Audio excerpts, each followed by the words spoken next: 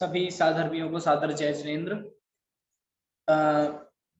पिछले कुछ दिनों हमने आचार्य समंत भद्रदेव का ग्रंथ आप्तमीमांसा हमने पूर्ण किया और भी उसके पहले अनेकों न्याय ग्रंथ हमने स्वाध्याय किया और अब पुनः इन कक्षाओं का सिलसिला, कक्षाओं का क्रम पुनः प्रारंभ होगा। उसमें आज प्रथम कक्षा दोबारा से प्रारंभ हो रही है। आज की कक्षा का विषय निराकरण क्या, क्यों, कैसे, इस विषय पर आदरणीय भाई साहब का व्याख्यान हमें सुनने मिलेगा।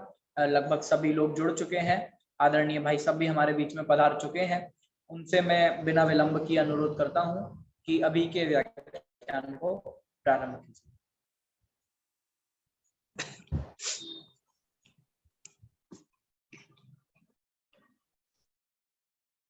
मोक्ष मार्गस्य नेतारं भित्तारं कर्म भूभृतां ज्ञातारं विश्वतत्त्वानां वन्दे तद्गुणलब्धये, वन्दे तद्गुणलब्धये। जो मोक्ष मार्ग के नेता हैं, कर्म पर्वतों के भेदता हैं और विश्व तत्वों के ज्ञाता हैं, उन वीतराग, सर्वज्ञ एवं हितोपदेशी जिनेन्द्र भगवान को मैं उनके इन्हीं उत्तम गुणों की प्राप्ति के लिए भक्ति पूर्वक प्रणाम करता हूँ। हमारा आज का विषय है निराकरण क्या, क्यों और कैसे। निराकरण ये एक दर्शन शास्त्र का, न्याय शास्त्र का एक गूढ़ गंभीर विषय है। हम सब सत्य का साक्षात्कार करना चाहते हैं। प्रत्येक दार्शनिक की ये हार्दिक अभिलाषा होती है कि उसे सत्य समझ में आए, सत्य का दर्शन हो। और सत्य का दर्शन करने के लिए वो सत्य को खूब खोजता है, टटोलता है, परीक्षा करता है। और सत्य को खोजने के इसी क्रम में, वो सत्य को खोजने की इसी कोशिश के क्रम में सत्य को ही भली भांति पहचानने के क्रम में असत्य को भी जानने की कोशिश करता है। क्योंकि सत्य और असत्य ये दोनों परस्पर पूरक हैं। सत्य और असत्य, सत्य जैसे अहिंसा को समझने के लिए हिंसा को समझना जरूरी है, हिंसा को समझने के लिए अहिंसा को समझना जरूरी है, ऐसे ही सत्य को समझने के लिए असत्य को भी समझना जरूरी है। सही को समझने के लिए गलत को भी समझना जरूरी है। यदि कोई व्यक्ति गलत को नहीं समझा तो वो सही को भी नहीं समझा। इसीलिए दर्शन शास्त्र का ये एक गूढ़ गंभीर विषय है कि निराकरण आखिर क्या होता है, क्यों किया जाता है, कैसे किया जाता है। क्योंकि निराकरण में से भी प्रतिपादन का अर्थ निकलेगा। प्रतिपादन और निराकरण ये दोनों एक सिक्के के दो पहलू हैं। यदि निराकरण नहीं है तो प्रतिपादन भी समीचीन नहीं हो सकता। यदि प्रतिपादन नहीं है तो निराकरण भी समीचीन नहीं हो सकता। विधि और निषेध, हमने आप्तमीमांसा में ये चर्चा खूब की थी कि विधि और निषेध ये दोनों परस्पर पूरक हैं, एक ही सिक्के के दो पहलू हैं। इसीलिए आज थोड़ी चर्चा हम निराकरण की करेंगे। प्रतिपादन की चर्चा तो हम लोग बहुत करते हैं, आप लोग बहुत सुनते हैं कि लोग हजारों घंटे किसी विषय वस्तु का प्रतिपादन करते हैं। आज एक सिक्के का दूसरा पहलू देखते हैं कि आखिर निराकरण क्या होता है, क्यों होता है। दर्शन शास्त्र के विद्यार्थी तो निराकरण से बहुत ज्यादा फैमिलियर हो जाते हैं। उनको तो कदम कदम पर अगर कोई भी लक्षण बनाया जाएगा एक भी, तो उसमें ये बताया जाएगा कि एक एक पद के द्वारा किसका निराकरण है। यदि हमने बोला कि स्वपूर्वार्थ व्यवसायत्मकम ज्ञानम प्रमाणम, तो वहां बताया जाएगा स्वपद से किसका निराकरण है, अपूर्व पद से किसका निराकरण है। ऐसे एक एक पद, अगर हमने सिद्धों की परिभाषा पढ़ाई कि निक्कम्माठ गुणा किंचूणा चरम देय दो सिद्धा लोय गठिदा नित्या उपाद वही संयुक्ता, तो बताया जाएगा अगली ही गाथा में कि सदशिव शंखो मक्खली, माने ये एक एक विशेषण एक एक मत का निराकरण करने के लिए होता है। प्रतिपाद्य के साथ ही निराकृत्य होता है। जिस प्रतिपाद्य में निराकृत्य नहीं वो प्रतिपाद्य पूर्ण नहीं। इसलिए ये थोड़ा सा सूक्ष्म विषय है पर महत्वपूर्ण है। इसलिए मैंने सोचा आज इसको भी आपके सामने थोड़ा सा प्रस्तुत करता हूँ।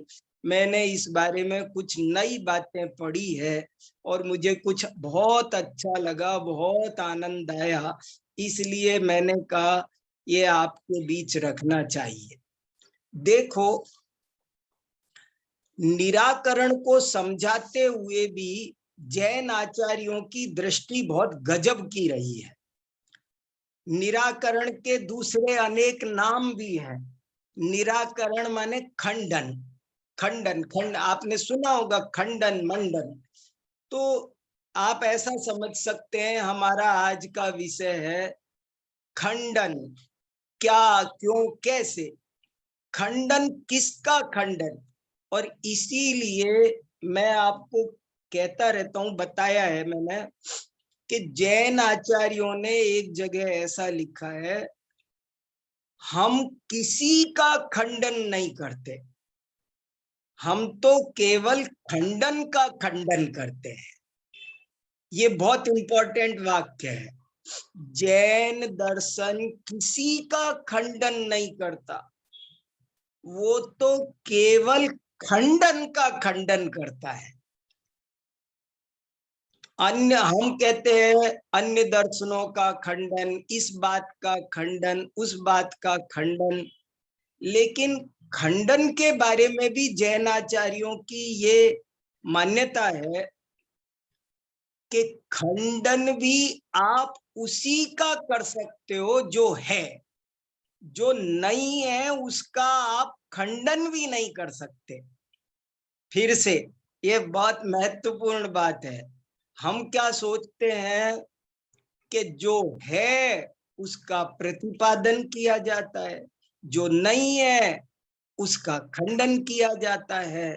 लेकिन मैं दूसरी बात गहरी कहना चाहता हूं कि प्रतिपादन भी उसी का होता है जो कथनचित सत्य है और कथनचित असत है, और निराकरण भी उसी का होता है जो कथनचित सत्य है और कथनचित असत है।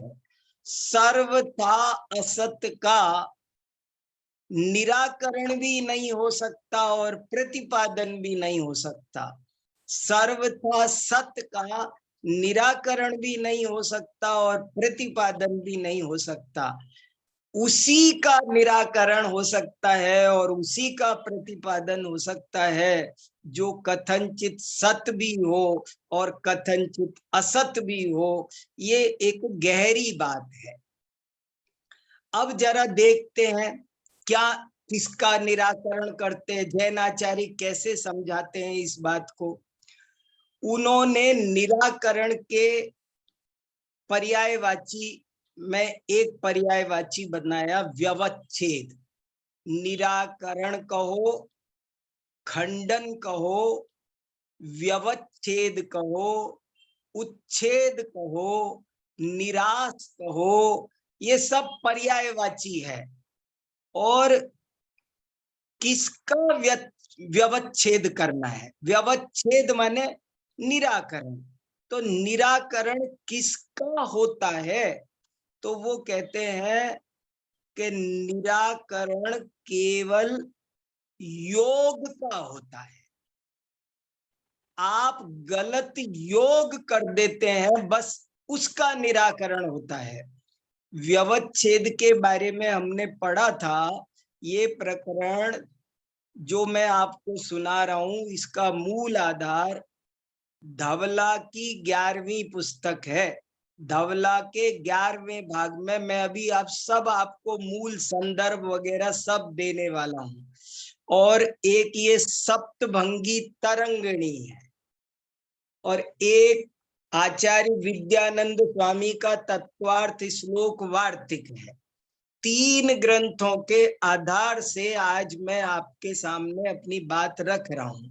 धवला पुस्तक 11, सप्तभंगी तरंगिणी और आचार्य विद्यानंद स्वामी द्वारा रचित तत्वार्थ श्लोक वार्तिक। 3 ग्रंथों में एक प्रकरण आया है, जिस प्रकरण का नाम है व्यवच्छेद माने निराकरण। और उन्होंने कहा कि व्यवच्छेद 3 प्रकार का होता है। निराकरण कितने प्रकार का होता है, हम ये समझने की कोशिश करते हैं, तब हमको ये समझ में आएगा कि निराकरण क्या होता है, क्यों होता है, कैसे होता है। निराकरण के 3 भेद बताए।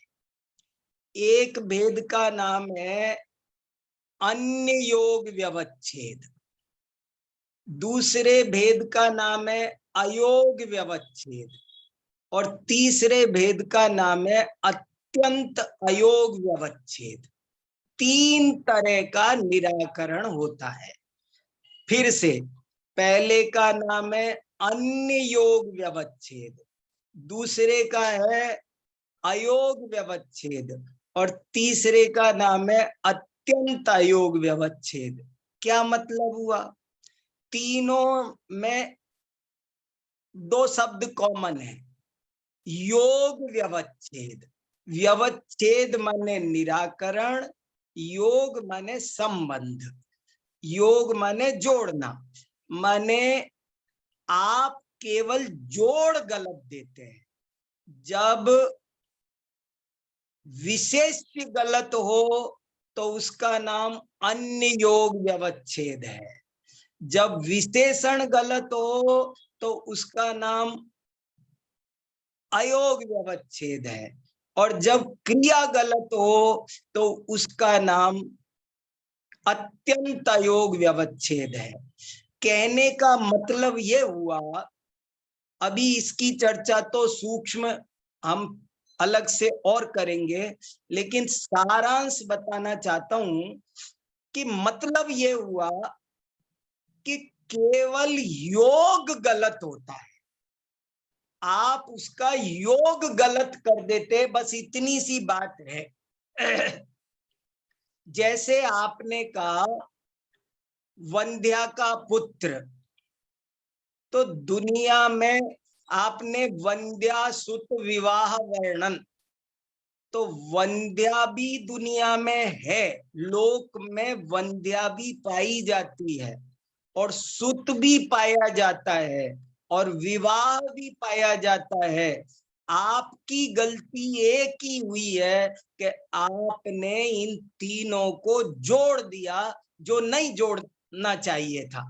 आपने योग गलत, आपने कहा गधे के सींग, तो गधे के सींग माने गधा भी है और सींग भी है, लेकिन गधे का सींग से संबंध नहीं है। आपने सींग तो बैल के होते हैं, गधे के सींग नहीं होते हैं। जो बैल के सींगों का योग था उसे आपने गधे के जोड़, जैसे बच्चे कुछ का कुछ जोड़ देते हैं उल्टा सीधा, ऐसे अज्ञानी कुछ का कुछ जोड़ देते हैं। बस ये गलती है, गलती और कुछ नहीं है। आपको सिर्फ ये कहना था, आपको कहना था कि गधा चलता है, कौवा उड़ता है, लेकिन आप कहने लगे कि गधा उड़ता है। तो उड़ना नाम की क्रिया है, लेकिन वो उड़ने नाम की क्रिया का गधे के साथ में योग नहीं है। आपने बस योग गलत किया है। मैं आपको ये बताना चाहता हूं, मुझे इस बात में इसलिए आनंद आया कि जो कुछ कहा जा रहा है उसे भी आपको हमको एक देश समझना है, सर्वदेश नहीं। और जो कुछ खंडन किया जा रहा है उसे भी हमें एक देश समझना है, सर्वदेश नहीं। जो खंडन किया जा रहा है वो भी बात सर्वथा असत नहीं है, वो भी कथनचित असत है, कथनचित सत है। और जिसको प्रतिपादन किया जा रहा है वो भी बात कथनचित सत है, कथनचित असत है। सारी दुनिया में ये गलती हो रही है कि जो समझाया जाता है लोग उसको पूरा समझ लेते हैं, जबकि वो भी आंशिक सत्य होता है। जिसका निराकरण किया जाता है उसका लोग पूरी तरह निषेध समझ लेते हैं, लेकिन वो भी आंशिक निषेध होता है। स्यादवाद की अद्भुत महिमा। फिर हम वहीं आके खड़े हो गए, स्यादवाद के बिना बात बनती नहीं। वो आचार्य ये कहना चाहते हैं कि आप कोई ऐसी बात कहकर बताओ जो सर्वथा असत हो। आप कोई भी बात ऐसी कहकर बताओ कि जो सर्वथा असत हो। आप केवल योग गलत कर देते हैं। आपने कहा चीनी खट्टी, आपने कहा नींबू मीठा। नींबू को खट्टे के साथ जोड़ना था और चीनी को मीठे के साथ जोड़ना था। आपने या तो उसका विशेषण गलत कर देते हैं या उसका विशेष्य गलत कर देते हैं या आप उसकी क्रिया गलत कर देते हैं। ये ही गलती है और बाकी कोई गलती नहीं है।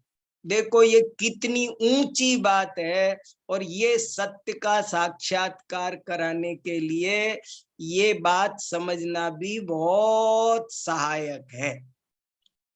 जैसे मान लो हर चीज में लगाओ आप, हमने कहा घट पट, अब घट के साथ में आपने कहा कि राम ने घट बुना, पट को घड़ा। अरे भाई साहब, पट को बुना जाता है, घट को गढ़ा जाता है। गढ़ना नामक क्रिया भी लोक में है, बुनना नामक क्रिया भी लोक में है, घट भी लोक में है, पट भी लोक में है। कोई चीज सर्वथा असत हो और फिर उसका कोई निषेध कर दे, ऐसा संभव ही नहीं है। इसलिए निराकरण भी एक देश है और प्रतिपादन भी एक देश है। इस राज को जो समझ जाएगा वो सत्य का साक्षात्कार कर लेगा। जैन आचार्यों ने ये बात क्यों कही कि हम खंडन नहीं करते हैं, किसी का खंडन नहीं करते हैं, हम तो केवल खंडन का खंडन करते हैं। ये बहुत मार्मिक बात है। अब कोई पूछे जैन दर्शन खंडन करता है या नहीं, इसका क्या उत्तर है? जैन दर्शन खंडन करता है या नहीं? तो इसका क्या उत्तर है? वही उत्तर है, स्यात करता है, स्यात नहीं करता है। वो ये भी कहता है कि हम किसी का खंडन नहीं करते, लेकिन खंडन का तो खंडन करते हैं ना, इसलिए खंडन करते भी हैं। दुनिया में कुछ गलत नहीं होता क्या? जैन दर्शन के अनुसार कुछ गलत होता है या नहीं होता है? तो जैन दर्शन कहता है होता भी है, नहीं भी होता है। जो सर्वथा गलत नहीं होता है, लेकिन आप उनका योग गलत करते हो, इस हिसाब से गलत भी होता है।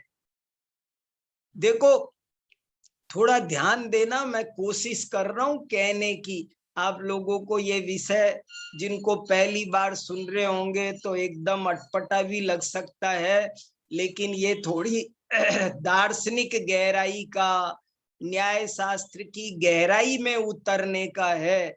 खंडन मंडन खंडन मंडन खंडन मंडन चलता रहता है, लेकिन कभी किसी का ध्यान नहीं गया कि क्या खंडन होता है, किसका होता है, कैसे होता है।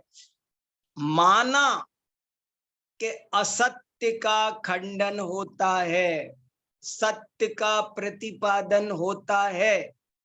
फिर से माना असत्य का खंडन होता है, सत्य का प्रतिपादन होता है, लेकिन क्या कभी विचार किया कि वो असत्य कहाँ रहता है, वो सत्य कहाँ रहता है? क्या है वो सत्य और क्या है वो असत्य, जिसका प्रतिपादन होता है और जिसका खंडन होता है?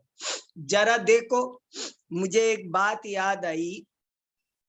धर्म के 10 लक्षण में हमारे गुरुजी डॉक्टर हुकमचंद भारिल ने एक बात लिखी है। उन्होंने कहा कि असत्य कहाँ रहता है। बहुत बढ़िया बात कही। उन्होंने कहा असत्य कहाँ रहता है, जरा विचार करो। लोग कहते हैं कि सारी दुनिया में असत्य का साम्राज्य है। साहब, आजकल सत्य है कहाँ? जहां देखो वहां झूठ ही झूठ है, झूठ ही झूठ है। आप कहीं चले जाओ, झूठ ही झूठ है। लेकिन उन्होंने एक बहुत गजब की बात तर्क और युक्ति से सिद्ध की। उन्होंने कहा, क्या कहा? दुनिया में असत्य का साम्राज्य है। अरे भाई साहब, दुनिया में तो सत्य का साम्राज्य है। असत्य है कहाँ? असत्य का मतलब नाम ही असत्य है। तो दुनिया में सत्य है या असत्य है? दुनिया में असत्य कहीं है ही नहीं। सब जगह सत्य ही सत्य है, सत्य का ही साम्राज्य है। तो असत्य कहाँ रहता है? असत्य कहाँ रहता है? तो उन्होंने सिद्ध किया कि असत्य या तो आपकी वाणी में रहता है, या आपके ज्ञान में रहता है, या आपके श्रद्धान में रहता है। असत्य के रहने के 3 ही स्थान हैं, श्रद्धान, ज्ञान या वाणी। बहुत ऊंची और बहुत गजब की बात है। क्या चिंतन है गजब का। असत्य कहाँ रहता है? लोक में तो सर्वत्र सत्य ही सत्य पाया जाता है। तो असत्य कहाँ पाया जाता है? कि जैसे समझ लो, ये पेन है और इस पेन को मैं, और ये रूमाल है, ये रूमाल है, ये पेन है। अब अगर मैं पेन को रूमाल बोलूं तो क्या पेन रूमाल हो जाएगा? पेन तो रूमाल नहीं बनेगा। लेकिन मैंने पेन को रूमाल बोला तो मेरी वाणी गलत हो। असत्य कहाँ आया? पेन में असत्य आया या मेरी वाणी में असत्य आया? मैंने यदि पेन को रूमाल जाना तो क्या हुआ? हाँ, ये है, देखो, पढ़ूं पहले। देखो, असत्य या तो, पढ़ता हूं, आपकी स्क्रीन पर लगाया संदेश भैया ने, तो देखो, असत्य या तो वाणी में होता है या ज्ञान में। वस्तु में नहीं, वस्तु में असत्य की सत्ता ही नहीं है। वस्तु को अपने ज्ञान और वाणी के अनुरूप नहीं बनाया जा सकता और बनाने की आवश्यकता भी नहीं है। आवश्यकता अपने ज्ञान और वाणी को वस्तु स्वरूप के अनुरूप बनाने की है। जब ज्ञान और वाणी वस्तु के अनुरूप होंगे तब वे सत्य होंगे। जब आत्मा सत स्वभावी आत्मा के आश्रय से वीतराग परिणति प्राप्त करेगा, इसमें और आगे पीछे खुलासा है, खूब पूरा का पूरा पेज भरा हुआ है, आप देखना। असत्य कहाँ रहता है, मैं फिर बोलता हूं, असत्य कहाँ रहता है? लोक में असत्य है या नहीं है? अब मैं फिर पूछता हूं, लोक में असत्य है या नहीं है? फिर वही उत्तर है, स्याद अस्ति स्याद नास्ति। लोक में असत्य की सत्ता है या नहीं? कितना अटपटा है, बात कहने में नहीं आ रही है। असत्य की सत्ता है, कितना कितना कंट्राडिक्टरी स्टेटमेंट है। असत्य की सत्ता है, लेकिन बात तो है, ऐसी है। यदिदम स्वयं अर्थेभ्यो रोचते तत्र केवयम। विद्यानंदी आचार्य अष्टसहस्त्री में लिखते हैं कि वस्तु को परस्पर विरोधी धर्म रुचिकर हैं, तो हम कौन होते हैं उनका निषेध करने वाले? उसमें है ना। तो लोक में असत्य की सत्ता है या नहीं? एक अपेक्षा से देखा जाए तो लोक में असत्य की सत्ता बिल्कुल नहीं पाई जाती। जो कुछ पाया जाता है सब सत्य ही सत्य पाया जाता है, असत्य पाया ही नहीं जाता। असत्य तो केवल या तो हमारी वाणी में पाया जाता है, या हमारे ज्ञान में पाया जाता है, या हमारे श्रद्धान में पाया जाता है। यदि मैं भगवान को कर्ता धर्ता मानूं तो भगवान कर्ता धर्ता हो जाएंगे।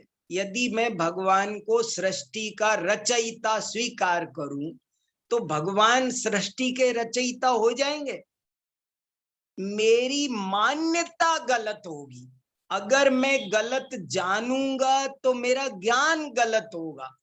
जो चीज जैसी है उसको वैसा जानना है, वैसा मानना है, वैसा कहना है।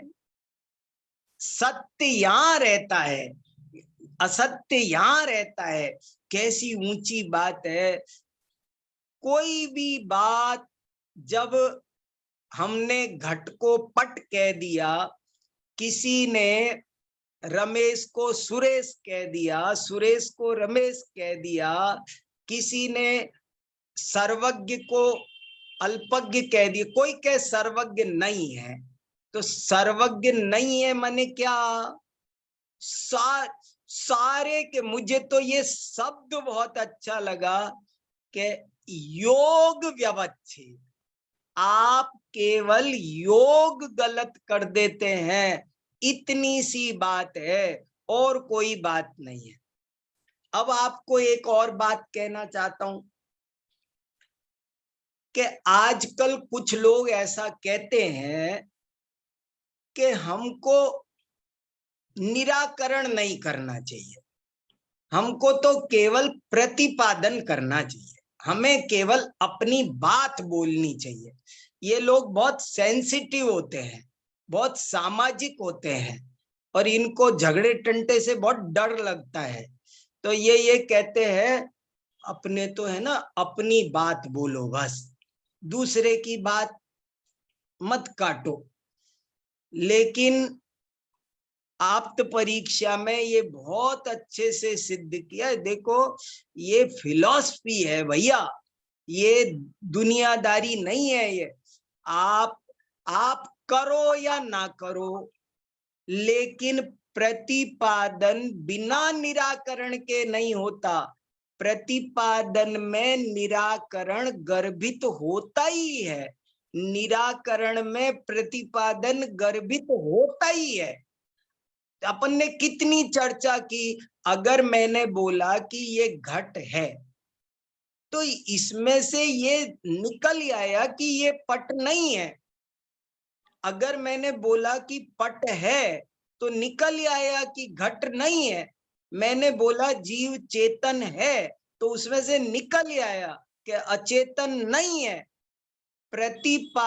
आप चालाकी मत करो कि मैंने कब कहा था, तूने कहा या नहीं कहा। लेकिन तेरी बात में यदि मैं ये कहता हूं कि जैन दर्शन यथार्थवादी है, तो क्या इसमें से ये नहीं निकला कि सांख्य दर्शन अयथार्थवादी है, बौद्ध दर्शन क्यों चालाकी कर रहे हो, क्यों पॉलिटिक्स कर रहे हो कि नहीं नहीं हम तो है ना, हम तो हमारी बात कह रहे थे, हमने तो आपकी तो काट की नहीं कहीं। हमने क्यों नहीं की? ये दर्शन शास्त्र है, यहाँ गोलमाल नहीं चलता। आप जो कहते हैं उसमें से काट भी निकलती है, ऐसा कैसे हो सकता? हमने तो ये कहा था कि अरियंत सर्वज्ञ है, हमने ये थोड़ी कहा था, हमने बुद्ध की सर्वज्ञता का थोड़ी निषेध किया था, हमने कपिल की सर्वज्ञता का थोड़ी निषेध किया था। अरे करना पड़ेगा तुझे, बात बता साफ साफ। अगर आप निराकरण को नहीं साफ रखते हैं, तो इसका मतलब है आपका मन कुत्सित है, आप स्पष्ट नहीं कह पा रहे हैं। साफ आप तो परीक्षा की 5वीं कारिका में साफ साफ लिखा, वहां प्रश्न उठाया कि आप तो केवल अरिहंत को ही सर्वज्ञ सिद्ध कर दो, आप तो सिद्ध कर दो, अन्य का व्यवच्छेद क्यों करते हो?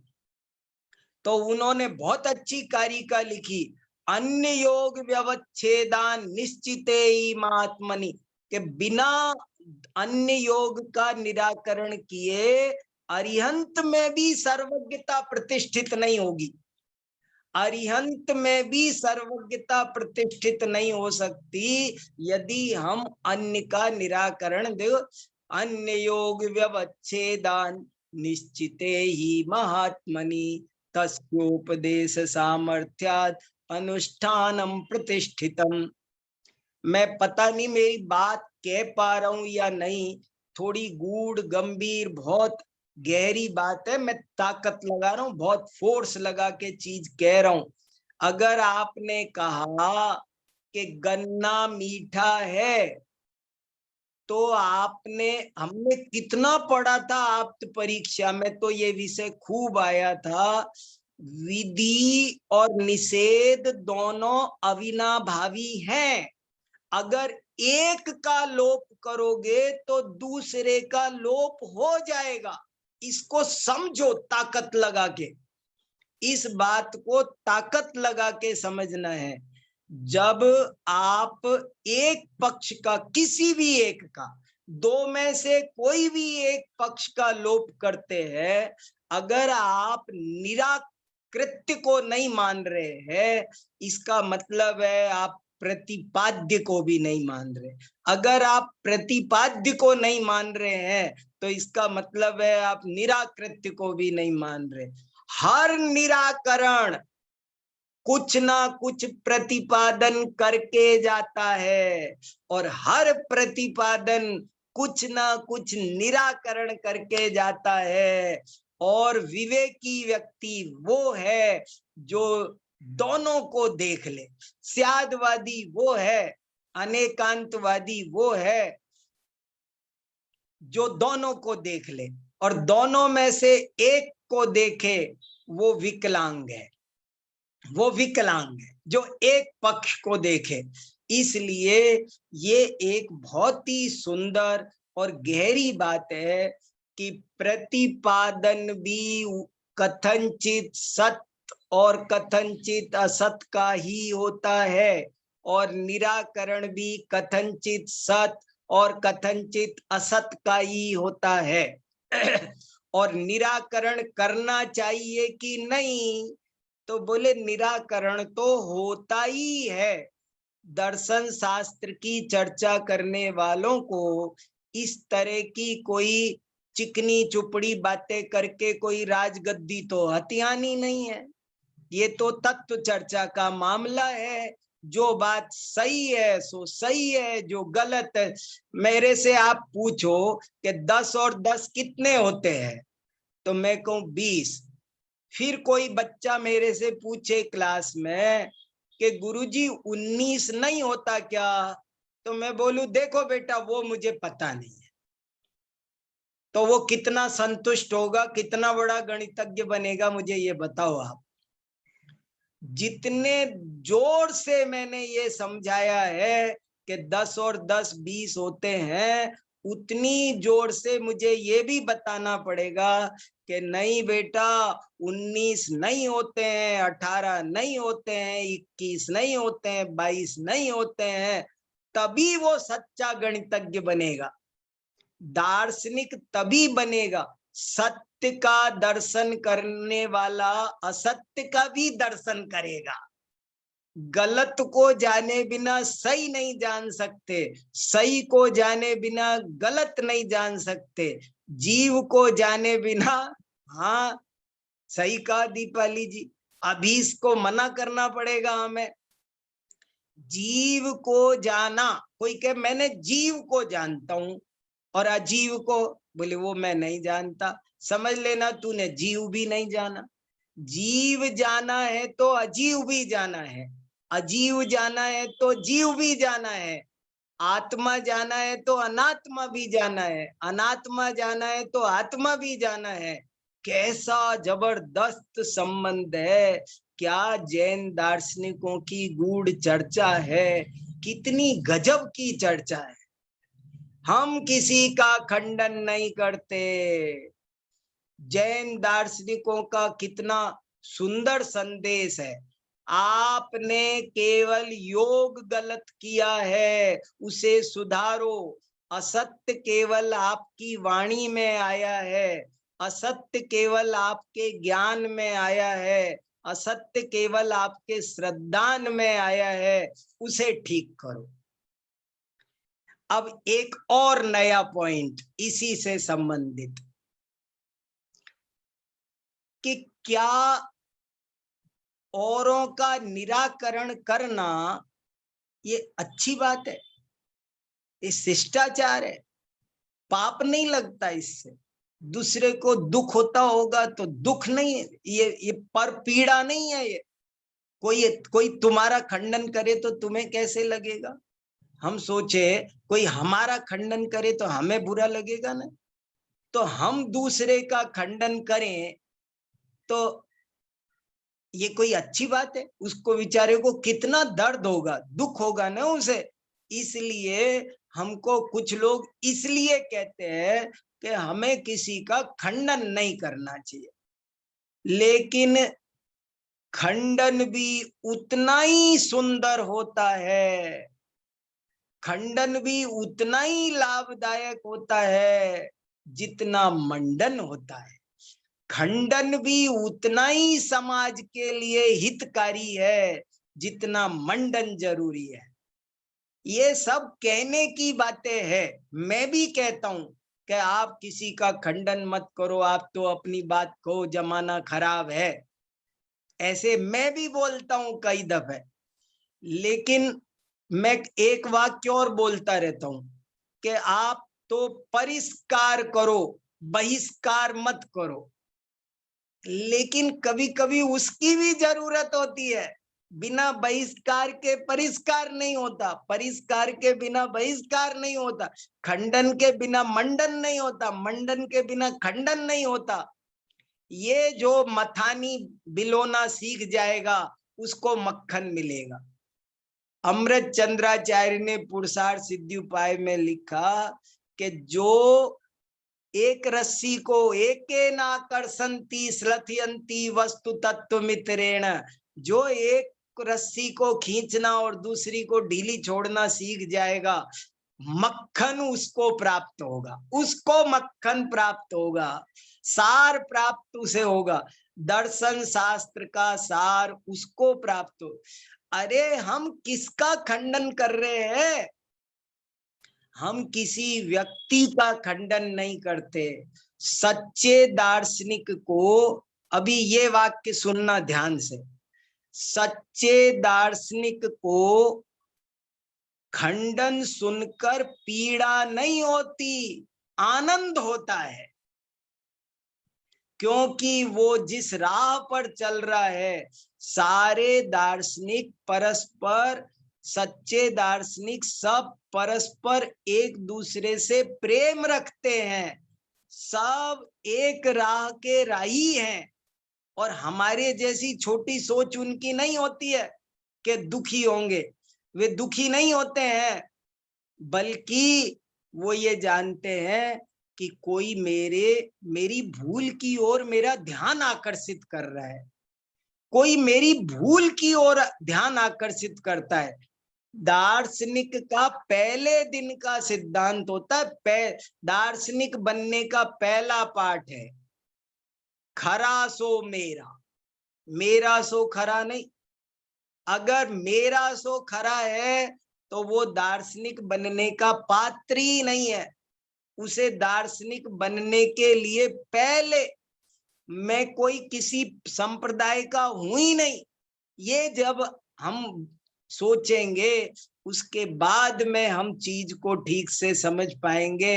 इसलिए निराकरण करने से कसाय न होती है न बढ़ती है, ये तो वस्तु स्वरूप के निर्णय के लिए एक सिक्के का दो पहलू है। प्रतिपादन के साथ निराकरण, निराकरण के साथ प्रतिपादन, खंडन के साथ मंडन, विधि के साथ निषेध, अस्ति के साथ नास्ति, नास्ति के साथ अस्ति, ये दोनों का बहुत सुंदर सुमेल है। तभी तत्व की बात पूर्ण होती है, वरना अपूर्ण रह जाती है। जहां पर प्रतिपादन और निराकरण दोनों न हो, खंडन और मंडन दोनों न हो, वहां समझ लो बात अधूरी रह जाती है। बात को पूरी करने के लिए ये दोनों बातें बहुत जरूरी है। अब आप लोग कुछ कहो, मेरे को जैसा जो समझ में आया वो मैंने थोड़ा आपके सामने रखा। देखो संदेश भैया। हाँ, अभी हमने आदरणीय भाई साहब के माध्यम से एक बहुत ही महत्वपूर्ण विषय, खंडन क्या चीज है, वास्तव में खंडन भी उतना ही महत्वपूर्ण है जितना मंडन महत्वपूर्ण है, बस लोक में इसको बुरा बना दिया गया है। खंडन भी देखिए उतना ही पवित्र है, खंडन भी उतना ही पवित्र है जितना मंडन पवित्र है। हाँ, यदि खंडन के साथ कषाय मिश्रण होता है तो जरूर वो बुरा है। शायद भाई साहब मैं सही कह रहा हूँ। हाँ हाँ, खंडन तो वास्तव में उतना ही पवित्र है जितना मंडन है। खंडन का कषाय मिश्रण, कषाय मिश्रित खंडन वो योग्य नहीं है, वो उचित नहीं है। तत्व निर्णय खंडन के बिना, निराकरण के बिना, व्यवच्छेद के बिना हो सकता नहीं है। इस तरह की बात अभी हमने आदरणीय भाई साहब के माध्यम से सुनी। इस संबंध में आपके विचार आमंत्रित हैं। हाँ दिनेश जी। हाँ जय जिनेन्द्र, बताओ साहब। बहुत दिनों से चर्चा मिस कर रहे थे, बहुत परेशान हो रहे थे। हाँ कोई लाभ नहीं हो पा रहा है। हाँ मैंने ये विचार किया, बहुत ये अच्छी बात आई है आज, दिमाग में पहले कभी नहीं आई, कि जो खंडन है वो भी तो वस्तु स्वरूप ही बता रहा है, वो कौन सा वस्तु स्वरूप से भिन्न बता रहा है। हाँ, सर्वथा असत का खंडन करके बताओ, सर्वथा असत का खंडन करके बताओ, पॉसिबल नहीं है। वस्तु कैसी है ये तो मंडन से पता लग रहा है, वस्तु कैसी नहीं है ये खंडन से पता लग रहा है। और खंडन नहीं होगा तो निश्चय ही नहीं होगा वस्तु स्वरूप का, ये संशय खड़े रहेंगे। वाह, जैसे बच्चे ने कहा ना कि भाई 10 और 10 19 बोलते हैं क्या, तो उसमें संशय खड़ा रहेगा। अगर आप खंडन नहीं करोगे, 19 का खंडन नहीं करोगे तो संशय खड़ा रहेगा। बराबर। तो संशय माने समारोप, हाँ, ज्ञान की अप्रमाणता। बराबर, तो बहुत बढ़िया, बहुत तो ज्ञान की बढ़िया, प्रमाणता तो तभी होगी जब खंडन मंडन दोनों ही होंगे, ये बिल्कुल सिद्ध हो गया। गजब है। नहीं तो अनिश्चय और संशय खड़े रहेंगे और वो समारोप हो गया और वो प्रमाण ज्ञान के विरोधी है। हाँ, तत्व का निश्चय कैसे होगा, निर्णय कैसे होगा? निश्चय के लिए खंडन मंडन दोनों अविभाज्य अंग हैं, विधि निषेध दोनों ही मस्ट है, मस्ट। बराबर। तो ये मस्त, बहुत अच्छी बात, दोनों मस्त, बहुत होना गजब की बात। चाहिए, होने ही मस्त है दोनों बस। दोनों अच्छा, और दोनों अविनाभावी है, होते भी हैं ही, भले आप उसमें से एक को मुख्य दिखा दो, पर होते तो है ही। वो आप कहो ना कहो, मेरा इरादा नहीं था, कुछ भी कहो आप, लेकिन खंडन में मंडन और मंडन में खंडन गर्भित ही है वो। गर्भित है, उसके बिना तो वस्तु स्वरूप का कथन ही नहीं हो सकता, यथार्थ कथन नहीं हो सकता। कथन ही नहीं हो सकता, कथन ही नहीं हो सकता। आपने कह दिया ये है और बाकी मुझे पता नहीं क्या नहीं है, तो फिर आपने कहाँ जाना? हाँ तो समझो, अनिर्णय खड़ा रह गया। हाँ, निर्णय तो हुआ ही नहीं, अभी आपने कहा कि मुझे नहीं मालूम क्या नहीं है, वाह, तो वो तो अनिर्णय रहा, अनिर्णय माने अप्रमाण रहा ज्ञान, आपका सच्चा ज्ञान हुआ ही नहीं। गजब है, गजब है। बहुत ही सुंदर आपने बात बताई है, आनंद आ गया। हाँ, नहीं, गजब गजब, बहुत बहुत महत्वपूर्ण बात है। और खंडन भी वस्तु स्वरूप का मंडन ही तो है। हाँ, निराकृत्य भी प्रतिपाद्य ही है वास्तव में तो। वाह वाह, वो निषेध मुख से प्रति, ये देखो, ये वाक्य बहुत अच्छा बोला संदेश ने, कि जो निराकरण है वो भी वास्तव में प्रतिपादन है, निषेध मुख से प्रतिपादन है, निषेध मुखेन प्रतिपादन है वो। इतनी बात है, वो जो निराकरण है वो भी, और जो प्रतिपादन है वो भी निराकरण है, वो विधि मुख से है। ये फर्क है, बात को कहने का तरीका है बस। बहुत अच्छा, बहुत बढ़िया। थोड़ी सी गहरी डीप चर्चा है, जो लोग थोड़े दर्शन में न्याय में रुचि रखते होंगे उनको तो आया होगा आनंद।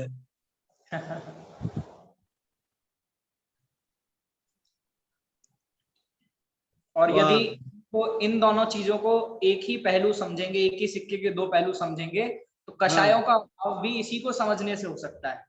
कषाय इसी बात को समझने से मिटेंगी, नहीं तो हम भी खंडन और मंडन को अलग अलग समझेंगे, खंडन का निराकरण समझेंगे और मंडन का मंड प्रतिपादन समझेंगे। दोनों यदि अलग समझें तो कषाय भी ऐसे ही उठेंगी। और यदि ये भी पॉइंट महत्वपूर्ण कहा आपने, कि कसाई भी तभी मिटेगी, वरना हमको है ना कसाएं होती रहेंगी।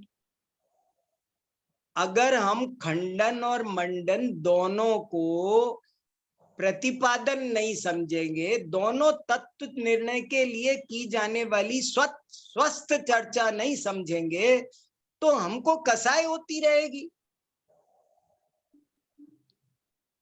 और ऐसा करने वाला कभी तत्व निर्णय नहीं कर सकता, सत्य तक।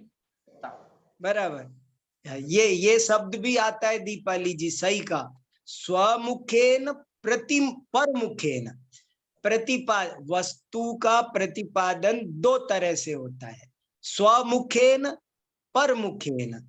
तो क्या मतलब हुआ स्वमुख परमुख? माने अस्ति नास्ति, विधि मुखेन, निषेध मुखेन। तो जो निराकरण है वो भी प्रतिपादन ही है, परमुख से, निषेध मुख से। हाँ, स्वयं प्रभा जी। हाँ, सुनिए। भाई साहब, हाँ, बताइए बताइए। आपकी क्लास और सेमिनार ये हुई तो बहुत अच्छा लगा, बहुत टाइम से बंद थी। ये जो आपने निराकरण के 3 भेद बताए ना, उनको एक बार फिर से बता दीजिए। अब मैं कोशिश, मेरी भी समझ में कम आ रहे हैं। जो निराकरण के 3 भेद हैं, इनको मैं कल थोड़ा सा बताने की कोशिश करूंगा, मेरे भी कम समझ में आ रहे हैं, और आप लोग भी थोड़ा थोड़ा पढ़ लेना और कल आप भी समझाना। ठीक है, ठीक है। ये 3 भेद हैं और इनका क्या वास्तविक अर्थ है वो मैं बहुत कोशिश कर रहा हूँ, चर्चा भी कर रहा हूँ। सप्तभंगी तरंगिनी जो दिखाया भी था, इसके कौन से नंबर पेज पर है? क्योंकि ये ग्रंथ है मेरे पास। अच्छा, मैं आपको पेज नंबर बताता हूँ देख करके, ग्रुप पर डाल दूंगा उसकी कॉपी। ठीक है। जैनेन्द्र सिद्धांत कोश में, जैनेन्द्र सिद्धांत कोश में पहले भाग में एवकार शब्द देखना आप, तो आपको तीनों का मैटर एक साथ मिल जाएगा। ज्ञानेन्द्र सिद्धांत कोश भाग 1 शब्द है एव, और उसमें आपको तीनों का मैटर एक साथ मिल जाएगा। एव शब्द देखना, एवकार, तो सप्तभंगी तरंगणी धवला वो सब है वहां पर। जयस्नेन भाई साहब, जी बोलिए। आज बहुत अच्छा लगा आपका सेमिनार देख के। निराकरण में जो आपने 3 भेद बताए योग विवच्छेद से, उसमें मुझे ऐसा लगा कि जो बस वर्ल्ड है, पूरा यूनिवर्स है, वो तो एजिटेड है, उसमें कोई भी गलती नहीं है। उसमें देखते हम कैसा है, हमारा नजरिया कैसा है उसके प्रति, वाणी से हम कैसा बोलते हैं, उसमें हमारा सत्यपना आता है। तो यदि हमें सत्य बोलना है तो सत्य बोलने के लिए भी हमें अस्ति और नास्ति का सहारा हमेशा लेना पड़ेगा क्या? वो तो लेना, उसका वाणी का वस्तु का स्वरूप ऐसा ही है। वो भले एक साथ हम दोनों बोले नहीं, लेकिन उसमें गर्भित होता है। उसमें बात, अगर मैंने बोला कि दिन है, तो भले मैंने बोला नहीं रात नहीं है, लेकिन रात नहीं है ये बात वहां आ गई। मैं जीव हूं, इसमें आ गया कि मैं अजीव नहीं हूं, मैं पुद्गल नहीं हूं, ये आ गया उसमें। तो वाणी का स्वरूप तो ऐसा ही है, एक कथन कोई करता है लेकिन शामिल दोनों होते हैं उसमें। बात तो वही है ना, अन्वय वाली और व्यतिरेक वाली। बिल्कुल बिल्कुल, तो व्यतिरेक में भी तो वो है ही, वैसे भी बराबर, अन्वय व्यतिरेक दोनों ही बनेंगे। जी पंडित जी, थैंक यू। दोनों बनेंगे, दोनों बनेंगे।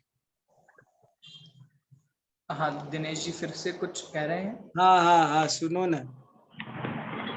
नहीं, वो पहले का ही था मेरा, लेकिन अभी हाँ। आपने जो संदेश जी आपने कहा, बिल्कुल बढ़िया बात कही कि वास्तव में जो निराकरण है वो प्रतिपादन का ही अंग है। हाँ, प्रतिपादन का ही, उसके बिना बात नहीं बनेगी। तभी वो अविनाभावी है। अविनाभावी का मतलब ये है कि दोनों एक तरह से गुथे हुए हैं। वो वस्तु स्वरूप ऐसा गुथा हुआ है कि उसका पॉजिटिव पक्ष जो बताता है वो प्रतिपादन कहलाता है, और जो उसका नेगेटिव बात बताता है, जो दूसरा पक्ष बताता है, अपर पक्ष, वस्तु कैसी नहीं है, आम है ये प्रतिपादन है, और संतरा नहीं है ये बराबर। दोनों ही बातें से वस्तु सही समझी जाएगी पूर्ण रूप से। तो ये एक नई बात, अच्छी बात है ये बहुत, कि दोनों ही प्रतिपादन है। बहुत बढ़िया भाई साहब, एक बात और बीच में आई कि जीवन सिर्फ योग का होता है, इसको थोड़ा और मेरे ख्याल से स्पष्टीकरण की आवश्यकता है। हाँ, योग का मतलब है जोड़, योग का मतलब है जोड़, संबंध। आपने किसी का विशेषण किसी में जोड़ दिया, किसी का, जैसे हमने कहा कि गधे के सींग, कोई एक व्यक्ति बोल रहा है गधे के सींग होते हैं, तो अब दूसरा व्यक्ति अववादी प्रतिवादी बन गए। तो जितना भी वाद विवाद, शास्त्रार्थ प्रतिवाद, खंडन मंडन होगा, वो क्या होता है सारा खंडन मंडन, कि उसने क्या गलती करी, कि उसने सिर्फ इतनी सी गलती करी है कि जो सींग बैल के पाए जाते हैं उसको उसने गधे में जोड़ दिया, योग गलत कर दिया, उसने आधार आधेय गलत बना दिए, जिसका जो चीज जिसकी थी उसी के, जैसे चीजें नहीं होती है, हम किसी डिब्बी, किसी बोतल का ढक्कन किसी के, मान लो हमने एक साथ 100 बोतल खोल दी और खोल करके धो धा के उनके ढक्कन लगाने चले, तो किसी का ढक्कन किसी के लगा रहे हैं तो लगेगा नहीं। समझ में आया? मुझे 10 रसोई के 10 बर्तन धोने थे और 10 बर्तन धो दिए, अब उसके बाद मैं ढक्कन किसी के लगाना चाह रहा हूं तो नहीं लगेगा। ऐसे ही योग माने जोड़ना, आप जोड़ गलत देते हो ये बात है, बस आप सही जोड़ो तो कोई दिक्कत नहीं है। मतलब हम निराकृत्य का लक्षण योग बना सकते हैं। योग व्यवच्छेद, निराकृत्य का लक्षण योग नहीं, गलत योग, कुयोग बनाओ, कुयोग।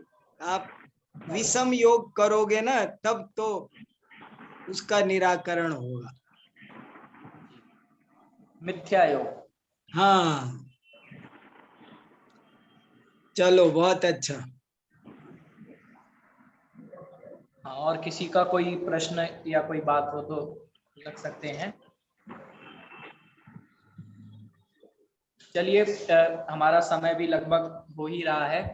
हाँ, वर्तमान जी। हाँ बोलिए। हाँ बोलिए। मैं कह रहा था कि जैसे अपन ने अभी आपने जो उदाहरण दिया है कि गधे के सींग होते हैं, हाँ, तो इसमें जैसे ये वाक्य बन गया तो गलत हो गया, और इनको यूं अपन अलग अलग शब्द केवल जैसे गधा सींग तो यूं यूं कर रहे हैं, तो ये सही है शब्द? हाँ यही तो मैं बताना चाह रहा हूँ ना, लोक में गधे की भी सत्ता पाई जाती है, सींग की भी सत्ता पाई जाती है, लेकिन आपने गधे और सींग को जो जोड़ दिया, योग कर दिया, वो गलत कर दिया आपने। वस्तु का हम ये वही आत्मीमांसा की चर्चा ही वास्तव में चल रही है, ये कि आप विशेषण गलत बना देते हैं या विशेष गलत लगा देते हैं तो गलत हो जाता है।